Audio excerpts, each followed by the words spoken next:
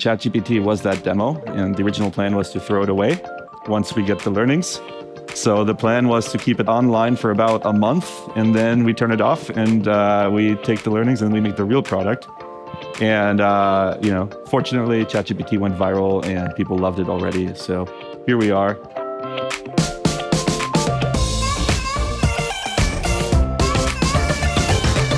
Welcome to the OMR Silicon Valley Update Podcast. My name is Christian Beiser. I'm your host. And this is a special episode. Usually we do this in German, but there was this kind of big event last week in Hamburg in Germany. 70,000 people came together. And I had the chance to be on stage for the first time in my life in front of 12,000 people and interview one of the guests of this podcast, who is Nick Turley. Nick Turley is head of product for ChatGPT at OpenAI. And when I had the chance to bring him to Hamburg and have him on stage, I definitely wanted to do that interview myself. And that's what we did. And it was a very magical moment, especially the first minutes when I asked the audience who, or if they could raise their hand if they used ChatGPT within the last 3 days. And when you stand there on stage and 12,000 people raise their hand in the same time, it was a quite magical moment, very inspiring. And so, we had a really good chat, and I figured why not bring this to everyone here that listens to this podcast every week. Thank you so much for supporting this, for writing me all these messages. We are back to our regular schedule of German content next week. And without further ado, Nick Turley from OpenAI, head of product for ChatGPT. Let's go.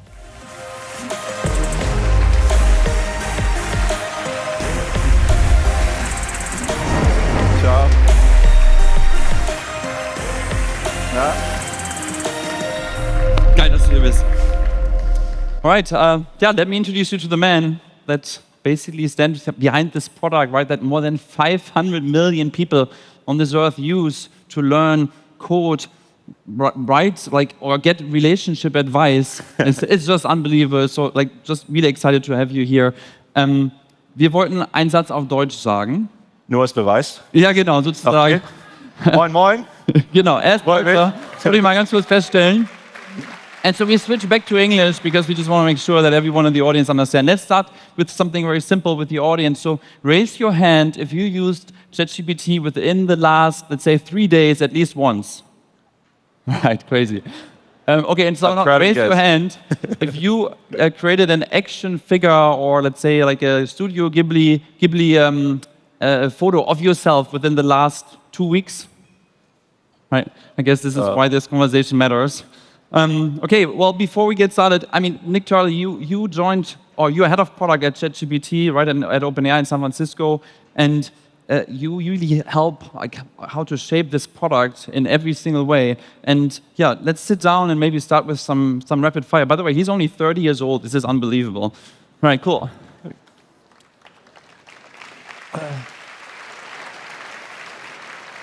So I want to start with some rapid fire.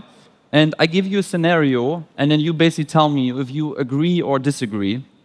And all right. I have a few of them, so let's start with that. Number 1, artificial general intelligence, or AGI, is already here. It's a matter of active debate. Okay. AI will be smarter than the smartest human this year. Yes, on many domains. AI will need rights similar to human rights. Can't rule it out. AI will be the last invention humanity ever needs. No, it'll be the first of many incredible inventions. You understand why some people have concerns or maybe afraid of what AI can do. Of course. Not everything that can be built should be built. Absolutely. Most companies still have no idea what's already possible with AI. I'm afraid that's true. You are still surprised by what ChatGPT can do? Almost every day. Europe will continue to mostly use AI as users rather than building relevant AI models themselves? I think the two are going to converge. Okay. Your LinkedIn posts always get at least 1,000 likes? I have no idea. Well, I checked actually the last ones. This was unbelievable. It's way up there. Okay. You talk with Sam Altman at least once a week? More like once a day, probably. And then lastly, Hamburg or San Francisco? Why not both? Okay, well, okay, let's start to talk a little about OpenAI, right? Like, you use obviously the products, you have access way earlier than anyone else. What can you do with ChatGPT that me or anyone else here can't do today? I wish I could tell you, Christian, but one of the best parts of the job and working in this space is getting to play with this tech when it's still raw. So typically, I have about a 6-month lead time in terms of what the world is going to see, because we are very thoughtful in the way that we try to get this out, and we send it through safety testing, and we also think hard about how we are going to productize this new technology. So to give you a hint, I think the GPT-5 moment is going to be amazing. I'm super, super excited about bringing our many different models together into one elegant system, and I'm also really excited about that AI that can go do things for you on your behalf. So a lot of interesting stuff to play with, and I hope you get to see it soon. Okay. I mean, you told me, or we know actually, that ChatGPT started as an internal experiment, right? Like, you joined before ChatGPT was released. Like, take us back there. How did this feel? Like, what did you do?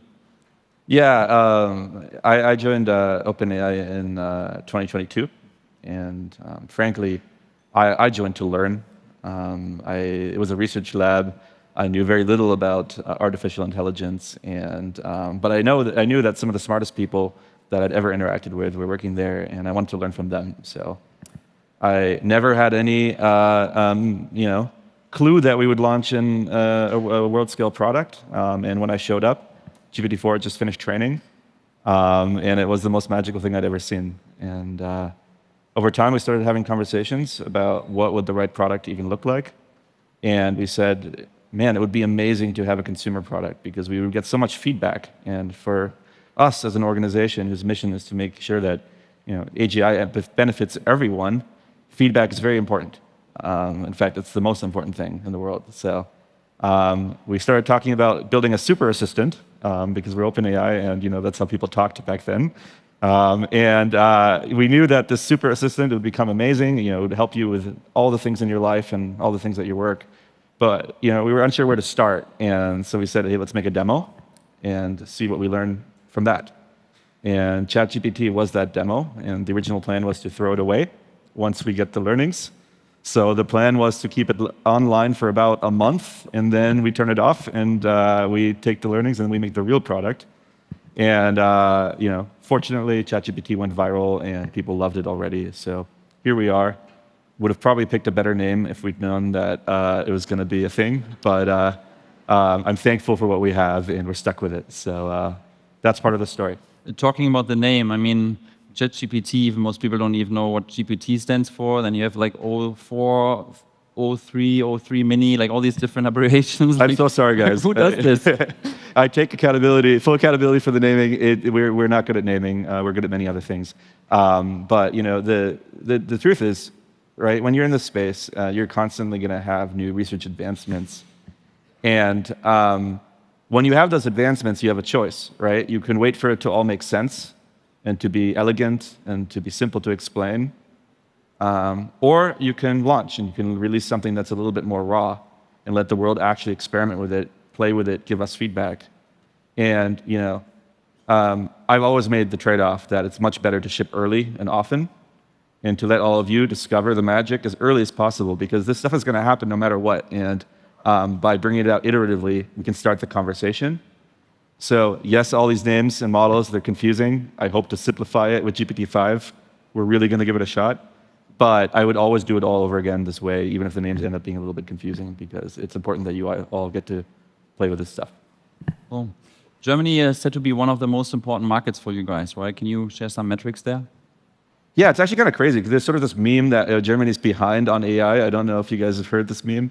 It's in the media a lot. And when I actually looked at the data, I was blown away. The ChatGPT is actually, Germany is one of our 3-4 core markets for ChatGPT in the world. I think we grew like 20% in the last month here.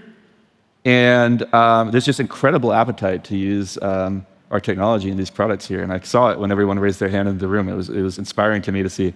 And you might say, okay, maybe people are just like using this tech, but what about building our own products here in Germany, right? What about that? And the thing that I found even more striking is that when you look at the developers building on OpenAI models, because we're a platform company, we don't just make ChatGPT, there is no other country outside of the US that has more developers building on this stuff than Germany.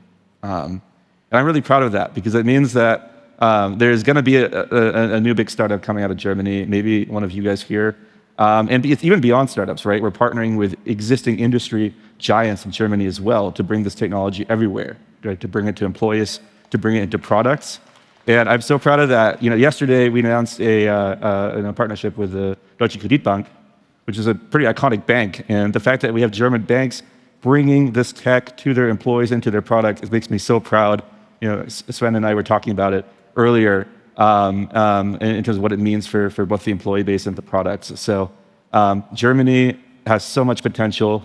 I hope we don't get in our own way, but I couldn't be more proud about the adoption here in this country.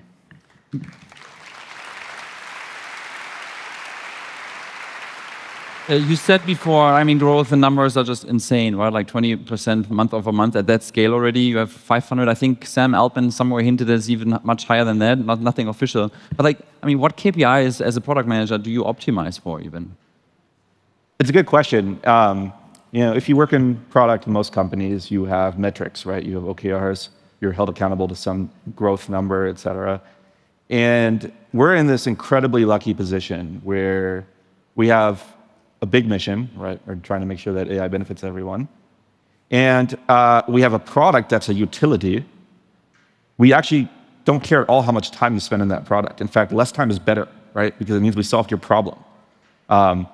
Oftentimes, this is like one of our metrics. I look at the quality of people's conversations because the AI can actually tell us, okay, this was a good conversation, it solved the user's problem or not. And I'm proud that we can look at that rather than time spent. And the reason that we can look at that is because A, our mission, but B, our business model, right? We charge people directly to use our products, though if you want to use it for free, you can. It's permanently free. And that just gives us, I think, the right incentives to build something really useful for you all. So of course, growth matters, and we're proud when more people use our product, and especially when people retain and come back to our product 3 months after signing up, et cetera. But fundamentally, it's about the quality of the product and being useful to you all more than anything else. So that's how we approach growth. Okay. We are at a marketing conference, right? Lots of experts based in the field, and ChatGPT SEO is one of the things that probably many of us are here very curious about. When I Google what's the biggest marketing conference in the world, OMR shows up first for me. That makes me very happy. Is that just Bing, or how is this determined? Do you have any SEO tips for us here? That's a very good question. And let me take a step back. I'm excited to hear that ChatGPT answered OMR. I obviously agree. But one of the core limitations of the original ChatGPT was that it would make things up, right? We call this hallucination in the industry, kind of like humans hallucinate. And then another core limitation was that you couldn't ask about current events. When you used to talk to ChatGPT, it would say, hey, I can't answer this because it's after my knowledge cutoff. So we introduced what we call search in ChatGPT to solve that problem, right? So now if you use ChatGPT, you can just talk about anything, including what's going on in Hamburg this weekend, or tell me about the OMR program, et cetera. And we do that by pulling in real-time information and showing links and citations. And this solves both problems. And the way that we do that, we have third-party partners. Bing is one of them. We also have our own search technology stack too. So we crawl the web and try to get access to the highest quality information out there. And of course, it raises the question, right? Many of you, I suspect, are marketers. It's in the name, and content creators. You're probably used to a world where the way that you show up is by creating search engine optimized content. And the more SEO optimization you do, the more likely you are to get traffic. And a lot of that is going to work differently in the era of AI. High quality content matters more than ever. But now you have AI models making the determination. ChatGPT actually decides what is high quality content. And it tries to do this by representing the user's interests. we have work to do, right? I think we don't just need feedback from our users, we also need feedback from the ecosystem of what a new protocol could look like. But I can very much imagine a world where there is some way of communicating to the AI what's interesting and important about your content. The thing I will say, though, is that these sort of content farms, SEO farms, are going to go away, and it's really going to be about creating high-quality content that the AI models are excited to cite to our users. So more to come, lots of good conversations to be had. We're just at the beginning. For many Germans, a lot of Germans here, we are very sensitive with our data, right? And let's say I drop my revenue metrics or my investor update into ChatGPT. What happens with that data? Right? Like, can someone else say, "Hey, what's going on at Christian?" and they get all that detail? It's a great question, and honestly, I too care a lot about privacy. I am from Germany after all, and so I hope you take some confidence in the fact that you have a German repping this perspective, in Silicon Valley. For me, the approach has always been to give users control. You should have all the controls on how your data is used, and you should have those controls no matter what version of ChatGPT you're using, whether or not you're using it for free or paid or whatever. So you can just go into your settings and decide exactly how you want us to use your data. If you're using a enterprise version, we will never use anything you put to improve our models. And if you're using any other version, you just can turn it off right there. So, and of course, no other user can see your data. A lot of people think that AI is sort of live updating. That's actually not how it works. So really, you shouldn't worry about this. And if you're sensitive about it, just go into your settings and turn it off. Okay. There's also rumors, talks of new products that you're building, right? I think the one thing I saw the other week is that you are building this Instagram X competitor. Any hints? Yeah, I don't have an update to share today, but let me just say that I think there's a lot of things wrong with social media today, and LLMs offer exciting opportunities for disruption. Okay, well, a non-answer. But you announced something very recently that is out there in the world. Now, I tried it myself. Google Shopping rival is what people say, right? Like Sam Altman even said, so for the ones that don't know, you can basically say, what is a good espresso machine under $200? And it shows you products, and it's really cool. You can then directly click. Sam hinted that you also think about tasteful ads. What should marketers know about that? Yeah, first of all, I'm super excited about shopping in ChatGPT. It's one of those things that really surprised me about usage, because people talk to ChatGPT about products all the time. They're oftentimes just looking to get advice. And espresso machines are a good example, but people actually also ask about things that you can't even buy online today, like a car or a house purchase or something like that, something very significant. And I just think that the fact that people are using chat for these kinds of things is a very incredible opportunity. And our first priority right now is to just solve the user problem. Make ChatGPT the best place to talk about products, get amazing advice, and most importantly, independent advice, so the model represents your interests and no one else's, right? I feel very lucky that today we have a business model with subscriptions that is very aligned with our users, right? You pay us direct money, and this allows us to make sure that we continue to serve you the best answers. So I'm not going to rule anything out. We have lots of conversations. We're 2 years into this product, but I feel very grateful for our business model, and I'm even more excited about the opportunity in shopping and what it means for our users. Okay. Any other product features you can hint? I mean, I saw you were like in this government thing where there was this antitrust case against Google, and then you said something along the lines of, "Yeah, we would like to buy Google Chrome." There's so many exciting things about the roadmap, right? On the topic of browsers, I do think that a lot of the things that you do in the browser, and a lot of the things that you either currently do or will do in ChatGPT, those things will converge, right? Even today, like this morning, I kicked off a deep research task. For those of you who haven't tried it, deep research is our first agent. It's an AI that goes and does things for you over a longer period of time. And this is an example of an AI going and doing something on your behalf that you might have otherwise done in a browser in a previous life. So for me, I was meeting a lot of people and companies, et cetera. So I asked it about those companies to give me a research report on every single one as preparation, right? And that, displaces to some extent some of the things that I would have done in a browser traditionally. I think that's going to be the case more and more, because at the limit, AI should be able to do anything that a smart human with a computer can do for you, right? That's the only limitation. So, but even beyond that, if I take a step back, right, in some way, our product vision is still to build a super assistant, and that's not a real category. I can't really talk about it other than as an analogy. But when I think about what makes a great assistant, right, they have an action space that goes beyond just answering questions. A real assistant can do something for you, whether or not that's something on the internet or something in the physical world. And that is very much our ambition. Like, we were not in the business of just building a chatbot. We're in the business of building something much more useful than that. And one of the other things that makes an assistant really powerful and useful in the real world is that they can be proactive. Today, ChatGPT is very limited by our ability to even delegate. You have to understand your problem, break it down, give it to the AI, explain it.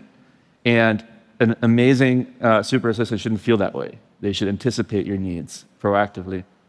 And the last thing is that a great assistant gets to know you, right? No assistant or intern or anyone really is going to be useful on their first day on the job.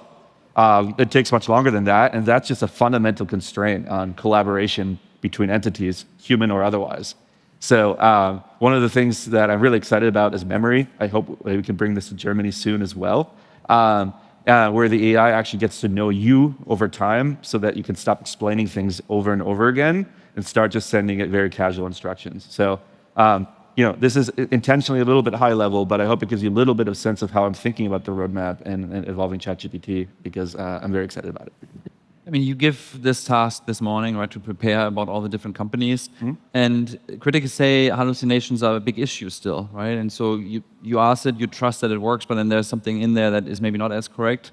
Where are we on that journey, right? Like, from a lot of hallucinations in the beginning, it's getting better. Like, is this even a problem that we can ever solve?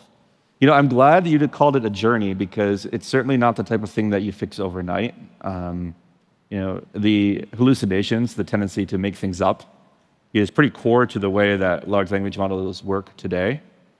But one of the key unlocks for us has been to treat large language models a little bit less like a knowledge repository and more like a cognitive engine.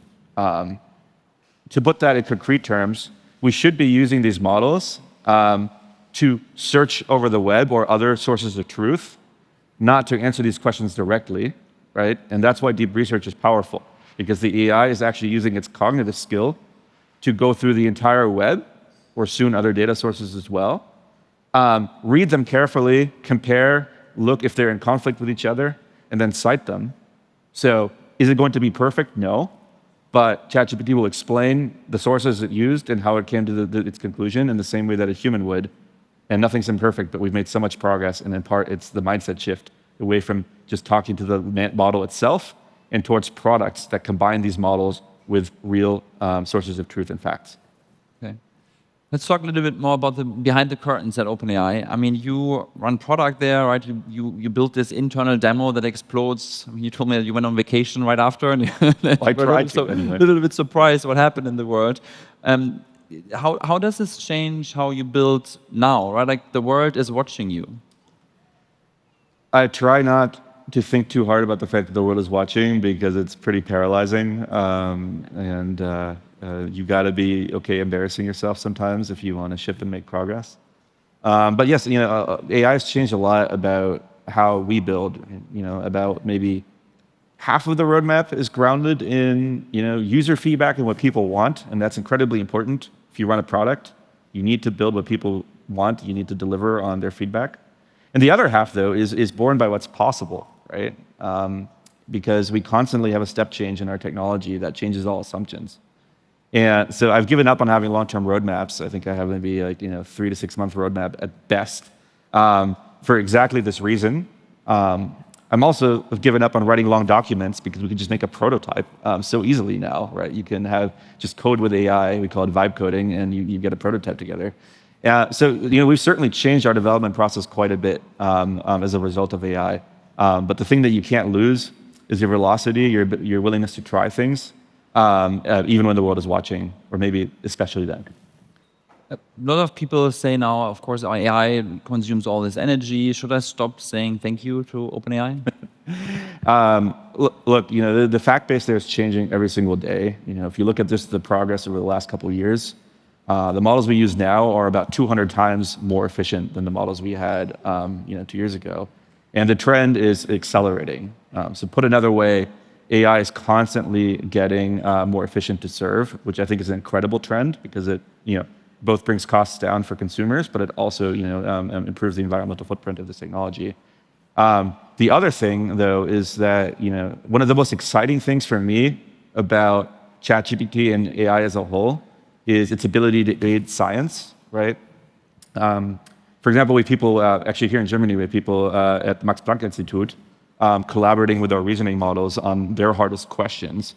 And climate change is an unsolved problem, but I'd be really surprised if we wouldn't arrive at some of the biggest answers that are yet to come in collaboration with AI. So it's both getting more efficient, but more crucially, I think it's going to be a critical piece to actually making progress on climate change. So you say thank you? I say thank you. You just never know, right? So I like to be nice to my AI. All right. Yeah. 2 more questions. We talked about this very early as a term, and many people don't even maybe understand this, artificial general intelligence. What do you understand under that term? Yeah, good question. So the way we define it sort of more academically is a system that outperforms humans at most economically valuable work. That's kind of a mouthful.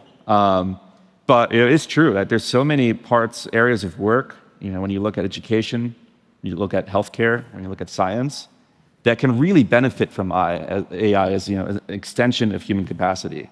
So I find that incredibly inspiring. And our mission at OpenAI is greater than just ChatGPT, though ChatGPT is crucial, because we really want to make a dent on those areas and help humans achieve more with AI. So that's what it's about. Last question. In our podcast, OMR Silicon Valley Update, you told me a few weeks ago that you talk on your way to work with ChatGPT with voice, and many people, I think, change the behavior that they don't only type. What are some other tips and tricks that you can teach us here today? Yeah, I do structure my thoughts with AI quite a bit. So you're referring to my habit to use it in the car on my way to work with voice. One of the coolest things that I have started to do with ChatGPT is images, and a lot of people raise their hands when we asked about memes. But it's more than just memes, right? I was constructing a grill a couple weeks ago because we moved, and there were some parts, and I didn't quite understand what the part was, and I just snapped a photo. So there's so many questions you can't express in words. But you can still ask ChatGPT because increasingly you can communicate with it like a human. So just shoot the photo over. And then what I did afterwards in the same project, I was setting up the yard, was I asked it to mock up what the yard would look like if we had actual furniture there. And it gave me a really cool mock-up of how I could imagine it. So, multimodality, the ability to use not just text, but any modality is incredible. And most people underestimate what's possible because you have a mental model of ChatGPT from maybe a year ago. And that's going to be a consistent problem for us because the AI is getting better so quickly that few people are keeping up, and that's a problem to solve. Cool. Hey, Nick, thank you so much for this. We have the bar, and I think nice. Michael was desperately waiting to ask the question first. So should we come over, actually? I always feel so weird that we're so far away. Come on over. All right, let's do it. So nice to meet you. I'm from Schleswig-Holstein as well. Hi. Thank you so much. And my question is, such a humble, nice, gentle guy like you, how can one make a career in this short period of time? What is your superpower to become into a position you became in just 2 or 3 years? What can we learn from this? Oof. Well, you're flattering me. Honestly, there's so much luck involved, right? And I would be the first to acknowledge that. But the one consistent thing that I've always followed is I've tried to follow the smartest people I know so I can keep learning from them. And that's how I got my first job. I just messaged the smartest people I knew and said, hey, can I work with you? That's how I got my second job. That's how I came to OpenAI.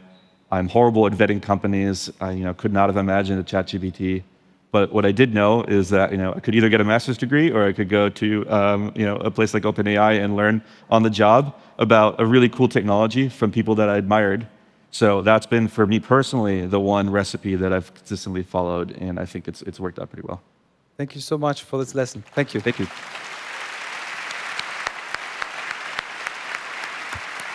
Alex, move on.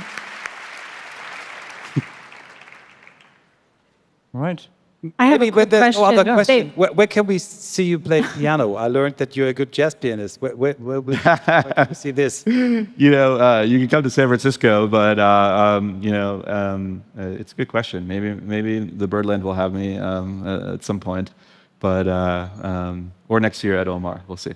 I mean, you're in Munich in 2 weeks, right? So I will maybe be, there's something going on there. There's some cool clubs there too. Yeah, I'm in Munich in a couple of weeks because we're opening our first ever Germany office, which makes me very proud. So maybe we'll have a chance to play then. Right. all right, I think unfortunately we've run out of time. Thank you All right. so much, Nick. It was an honor to have you here. Yes, thank you very much for having me. And we hope to welcome you back next year and hear how things have developed. I would love to be there. It's an honor to be here with you today. Thank you, everyone. Thanks. Thank you. This was this bonus episode of the OMR Silicon Valley update with Nick Turley from OpenAI. My name is Christian Beiser. I'm co-founder of OMR and also co-founder from Learn.xyz, where we, with the help of AI, take your documents and convert them into the most fun and engaging learning content you can even imagine. So try us out on Learn.xyz for teams to up to 10 people, always for free. And then afterwards, if you want to leave us a review or share this episode with a friend, that'd be awesome. We talk again next week. Thank you so much and have a good one.